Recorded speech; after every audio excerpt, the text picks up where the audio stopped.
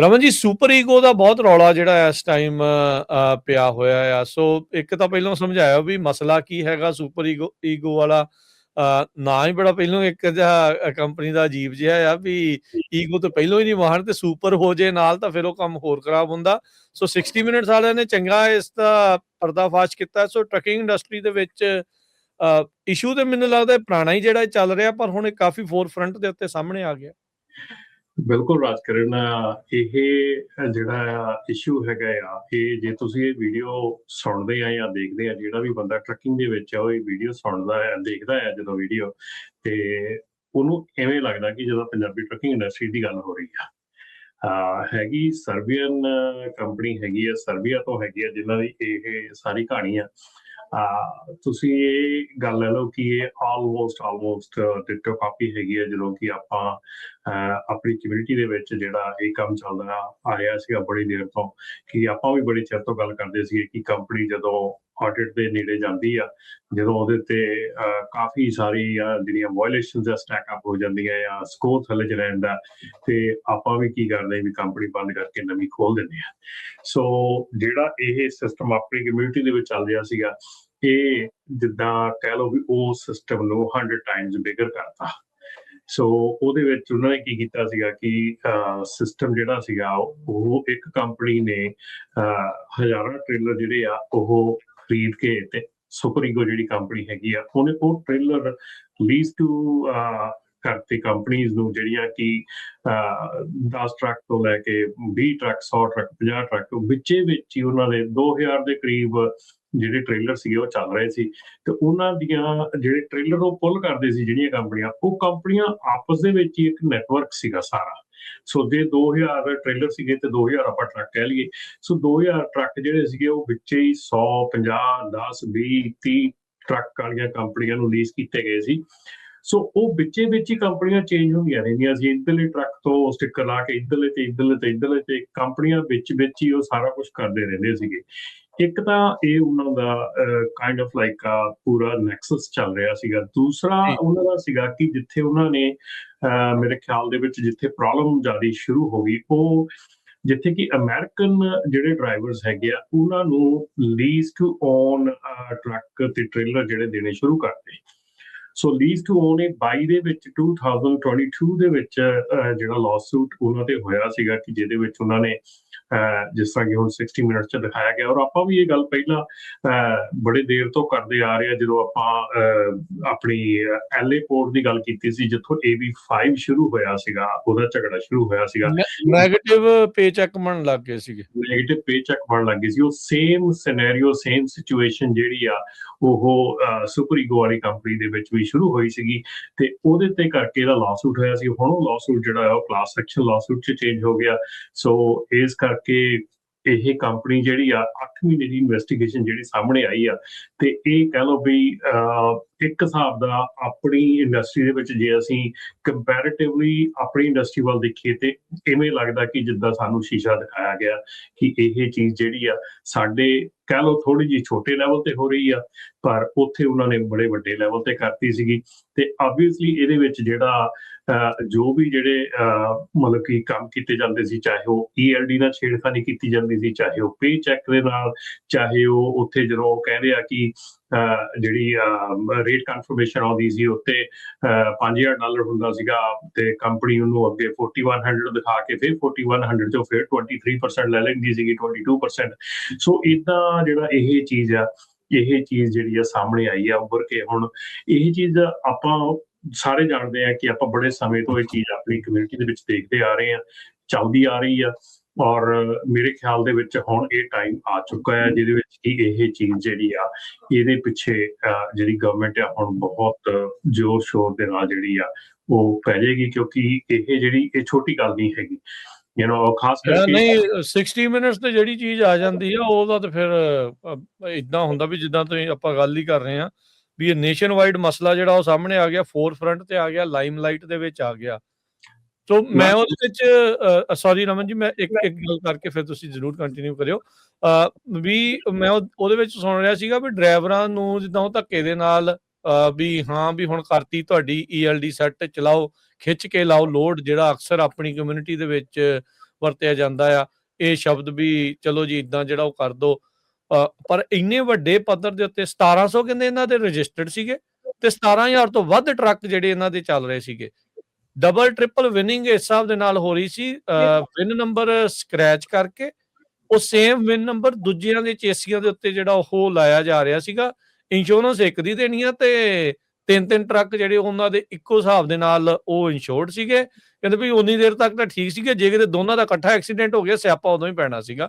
ਪਰ ਇਹ ਆ ਵੀ ਉਹ ਸਾਰੀਆਂ ਚੀਜ਼ਾਂ ਦਾ ਪਤਾ ਜਿਹੜਾ ਉਹ ਲੱਗ ਰਿਹਾ।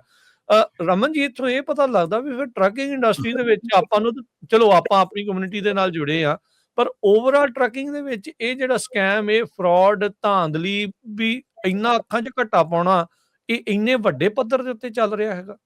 ਬਿਲਕੁਲ ਰਾਜਕਰਨ, ਇਹ ਜਿਹੜਾ ਕੰਮ ਹੈਗਾ, ਕਿਉਂਕਿ ਇਹ ਕੰਮ ਜਿਹੜਾ ਟਰੱਕਿੰਗ ਹੈਗਾ, ਜੇ ਮੈਂ ਸੱਚੀ ਗੱਲ ਕਰਾਂ ਤੇ ਟਰੱਕਿੰਗ ਜਿਹੜੀ ਪੁਰਾਣੀ ਟਰੱਕਿੰਗ ਹੈਗੀ, ਜਦੋਂ ਅਸੀਂ ਟਰੱਕਿੰਗ ਕਰਦੇ ਰਹੇ ਹਾਂ ਪੁਰਾਣੇ ਸਮੇਂ 'ਚ 90s 'ਚ ਈਵਨ 2000 ਦੇ ਵਿੱਚ ਵੀ ਜਿਹੜੀ ਟਰੱਕਿੰਗ ਚੱਲਦੀ ਰਹੀ ਹੈ, ਉਹ ਬੜੀ ਕਲੀਅਰ ਤੇ ਸਾਫ਼ ਟਰੱਕਿੰਗ ਹੁੰਦੀ ਸੀਗੀ। ਹੁਣ ਜਦੋਂ ਤੋਂ ਫੋਰਨਰਸ ਜਿਹੜੇ ਆ ਆਉਣੇ ਸ਼ੁਰੂ ਹੋ ਗਏ, ਫੋਰਨਰਸ ਇਨਵੋਲਵ ਹੋ ਗਏ, ਤੇ ਜਦੋਂ ਆਪਰੇਸ਼ਨਸ ਜਿਹੜੇ ਆ ਆਫਸ਼ੋਰ ਜਾਣੇ ਸ਼ੁਰੂ ਹੋ ਗਏ, ਕਿਉਂਕਿ ਇੱਥੇ ਜਿੱਦਾਂ ਦਾ ਸਿਸਟਮ ਚੱਲਦਾ ਸੀਗਾ, ਇੱਥੇ ਜਿੱਦਾਂ ਦਾ ਸਾਰਾ ਕੁਝ ਚੱਲਦਾ ਸੀਗਾ, ਮੈਂ ਤੁਹਾਨੂੰ ਦੱਸਿਆ ਨਾ ਕਿ ਪਹਿਲਾਂ ਇੱਕ ਸਿਰਫ ਪਿਕਅਪ ਨੰਬਰ ਦੇਣਾ ਹੁੰਦਾ ਸੀਗਾ, ਕੋਈ ਤੁਹਾਡੀ ਆਈਡੀ ਨਹੀਂ ਸੀ ਦੇਖਦਾ, ਕੋਈ ਤੁਹਾਨੂੰ ਪੁੱਛਦਾ ਨਹੀਂ ਸੀਗਾ। ਤੁਸੀਂ ਆਪਣਾ ਨਾਮ ਲਿਖਿਆ, ਆਪਣਾ ਲਾਇਸੈਂਸ ਨੰਬਰ ਲਿਖਤਾ, ਤੁਸੀਂ ਆਪਣਾ ਪਿਕਅਪ ਨੰਬਰ ਦੇਤਾ, ਤੁਹਾਨੂੰ ਲੱਖਾਂ ਡਾਲਰਾਂ ਦੇ ਲੋਡ ਉਵੇਂ ਹੀ ਚੁਕਾ ਦਿੰਦੇ ਸੀਗੇ। ਕਦੀ ਨਹੀਂ ਸੀ ਪੁੱਛਦੇ ਤੁਹਾਨੂੰ ਵੀ ਭਾਈ ਕਿਹੜੀ ਕੰਪਨੀ ਤੋਂ ਆਇਆ, ਕੌਣ ਆ, ਕਿੱਦਾਂ ਆ, ਨਾ ਕੋਈ ਨਹੀਂ ਸੀ ਪੁੱਛਦਾ।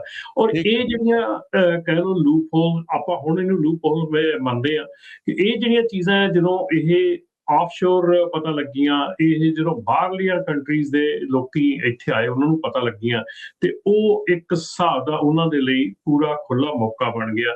ਹੁਣ ਦੇਖੋ, ਆਪਾਂ ਅੱਜ ਇਸ ਚੀਜ਼ ਤੇ ਗੱਲ ਕਰ ਰਹੇ ਹਾਂ ਵਿਨ ਦੇ ਉੱਤੇ, ਹਨਾ। ਤੇ ਉਹ ਫਲੋਰੀਡਾ ਦੇ ਵਿੱਚ ਕਿੱਡਾ ਵੱਡਾ ਉਹ ਇੱਕ ਹੋਰ ਫਰਾਡ ਜਿਹੜਾ ਫੜਿਆ ਗਿਆ ਕਿ ਉਹਨੇ ਟ੍ਰੇਲਰਸ ਜਿਹੜੇ ਆ, ਉਹਨਾਂ ਨੇ ਵਿਨ ਆਲਟਰ ਕਰਕੇ 23 ਟ੍ਰੇਲਰ ਜਿਹੜੇ ਆ ਉਹ ਫਰਾਡ ਦੇ ਵਿੱਚ ਹੀ ਵੇਚਤੇ ਫੜ ਕੇ, ਠੀਕ ਹੈ ਨਾ। 23 ਟ੍ਰੇਲਰ, ਔਰ ਇਹਦੇ ਵਿੱਚ ਹੋਰ ਬਹੁਤ ਜ਼ਿਆਦਾ ਹੁਣ ਕੰਮ ਆਉਣੇ ਆ। ਹੁਣ ਇੱਥੇ ਗੱਲ ਆ ਜਾਂਦੀ ਹੈ, ਜਦੋਂ ਆਪਾਂ ਰਿਮੈਂਬਰ ਆਪਾਂ ਪਿਛਲੇ ਸਮਿਆਂ ਦੇ ਵਿੱਚ ਗੱਲ ਕਰਦੇ ਸੀ, ਵਿਨ ਵੈਰੀਫਿਕੇਸ਼ਨ ਜਿਹੜੀ ਆ ਫਲੋਰੀਡਾ ਤੋਂ ਫੇਸ ਟਾਈਮ ਤੇ ਕਰ ਦਿੰਦੇ ਆ ਲੋਕੀ।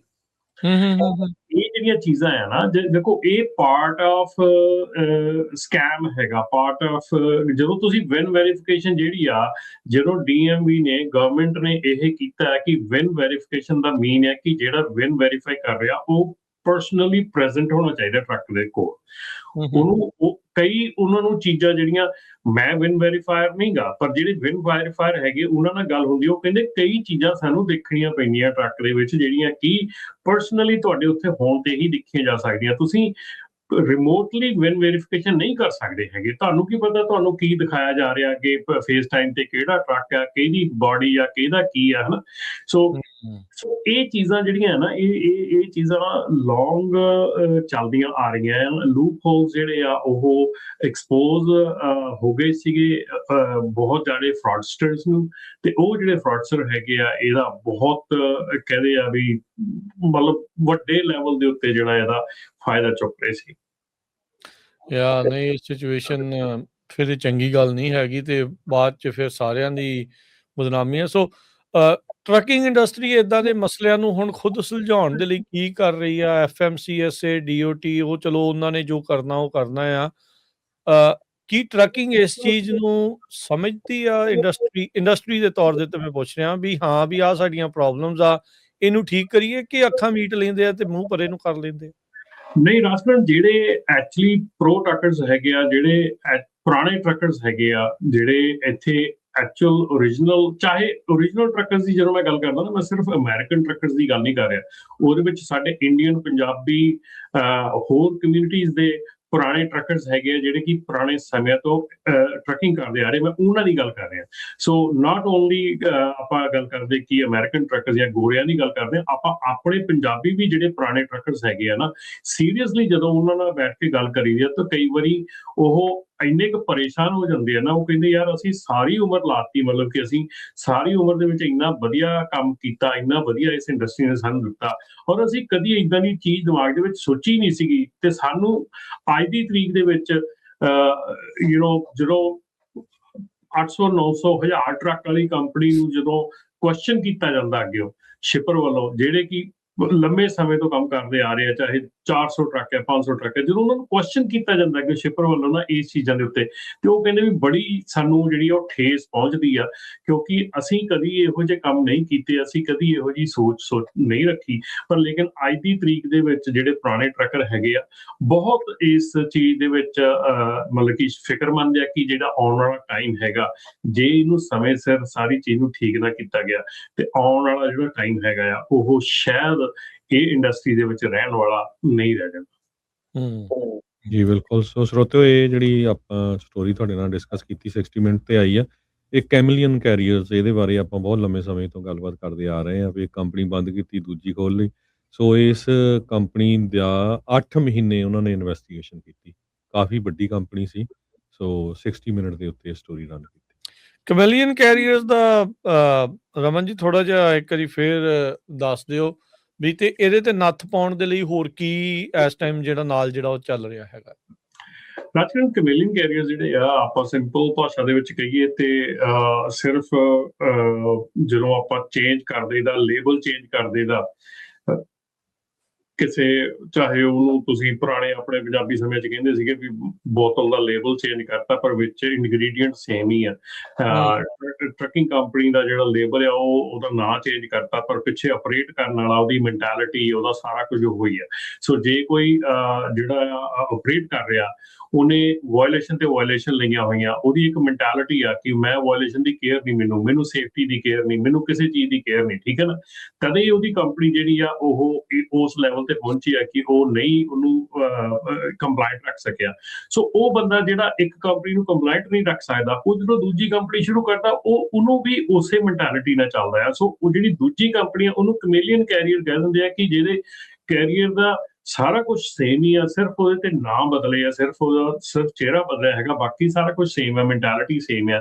ਸੋ ਉਹ ਜਿਹੜੀ ਕਾਰਵਾਈ ਪਹਿਲੀ ਕੰਪਨੀ ਦੇ ਵਿੱਚ ਕਰ ਰਿਹਾ ਸੀ, ਗਲਤੀਆਂ ਕਰ ਰਿਹਾ ਸੀਗਾ, ਉਹ ਬੰਦਾ, ਉਹ ਇਨਸਾਨ ਜਿਹੜਾ ਆਪਰੇਟਰ ਹੈਗਾ, ਉਹ ਕੈਰੀਅਰ ਚੇਂਜ ਕਰਕੇ ਗਲਤੀਆਂ ਸੇਮ ਹੀ ਕਰਦਾ ਰਹਿੰਦਾ ਆ। ਇਸ ਕਰਕੇ ਉਹ ਜਿਹੜੀ ਚੀਜ਼ ਆ, ਉਹ ਜਲਦੀ ਜਿਹੜੀ ਆ ਉਸ ਚੀਜ਼ ਨੂੰ ਠੱਲ ਪਾਉਣ ਦੇ ਲਈ ਡੈਫੀਨੇਟਲੀ ਹੁਣ ਜਿਹੜੇ ਕੈਮਲੀਅਨ ਕੈਰੀਅਰਸ ਆ, ਉਹਨੂੰ ਠੱਲ ਪਾਉਣ ਦੇ ਲਈ ਜਿਹੜੇ ਇਹ ਵਿਨ ਨੰਬਰਸ ਹੈਗੇ ਆ, ਜਿਹੜੇ ਕੰਪਨੀਆਂ ਇੰਸ਼ੋਰੈਂਸ ਕਰਦੀਆਂ ਹੈਗੀਆਂ, ਜਿਹੜਾ ਨਵਾਂ ਮੋਟਰ ਸਿਸਟਮ ਆ ਰਿਹਾ ਹੈਗਾ, ਸਾਰੀਆਂ ਚੀਜ਼ਾਂ ਜਿਹੜੀਆਂ ਆ, ਇਹ ਟ੍ਰਿਗਰ ਕਰਦੀਆਂ ਇਸ ਪਾਸੇ ਵੱਲ ਨੂੰ ਕਿ ਹੁਣ ਤੁਹਾਡੇ ਜਿਹੜੇ ਆ ਉਹ ਵਿਨ ਨੰਬਰਸ ਜਿਹੜੇ ਆ, ਉਹ ਦੂਜੀ ਕੰਪਨੀ 'ਚ ਟ੍ਰਾਂਸਫਰ ਕਰਕੇ ਤੁਸੀਂ ਉਹ ਇੰਸ਼ੋਰੈਂਸ ਨਹੀਂ ਹੋ ਸਕਦੀ, ਉਹ ਕੰਪਨੀ ਦੇ ਵਿੱਚ ਐਡ ਨਹੀਂ ਹੋ ਸਕਦੇ। ਕਈ ਚੀਜ਼ਾਂ ਜਿਹੜੀਆਂ ਆ, ਬਾਰਡਸ ਜਿਹੜੇ ਆ, ਉਹ ਖੜੇ ਕਰ ਦਿੱਤੇ ਗਏ ਆ, ਜਿਹੜੇ ਕਿ ਸ਼ਾਇਦ ਹੁਣ ਆਉਣ ਵਾਲੇ ਸਮੇਂ ਦੇ ਵਿੱਚ ਇਹ ਚੀਜ਼ਾਂ ਬਹੁਤ ਔਖੀਆਂ ਹੋ ਜਾਣਗੀਆਂ।